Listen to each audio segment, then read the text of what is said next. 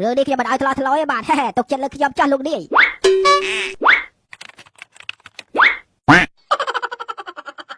ចាំមើលហៅប៉ូលីសនាំលោកឯងចូលគុក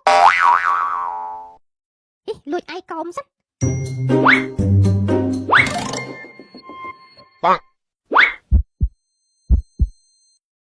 អូយខំភ័យអ្វី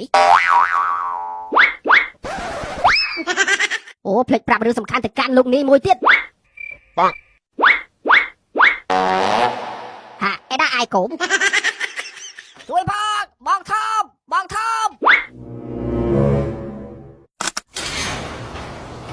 អូបើកទ្វារហើយ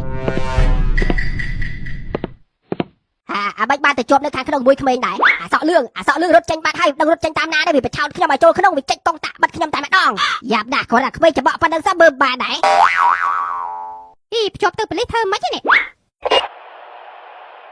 អូនេះកាត់ប្រាំទៅនេះកណ្ដាប់បាត់គេកណ្ដាប់បាល់គេដបាយអូ Happy បងជួយខ្ញុំតិចមកបងខ្ញុំមិនត្រូវគេចាប់មកបងCan you speak Khmer with me yeah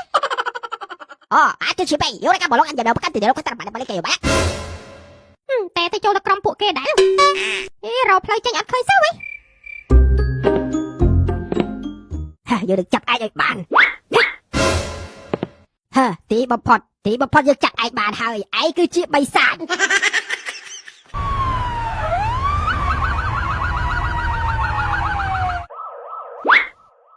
វីបោហើយប៉ូលីសក្រុមអក្រិតជនទាំងឡាយប៉ូលីសបានឡាវព័ទ្ធជុំវិញចិត្តអស់ហើយមិនអាចទៅណាបានទេឆាប់ប្រគល់ខ្លួនមកឲ្យប៉ូលីសមកកុំតដៃឲ្យសោះបើចង់បានជីវិតរស់នៅបន្តតែលោកប៉ូលីសអើយបងអូនប្រុសខ្ញុំអាចនៅដឹងទេបងអូនរបស់លោកភាគរយខ្ពស់គឺនៅទីនេះហើយ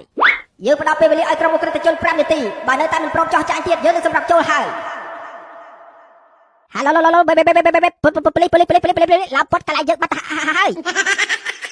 ពួកអា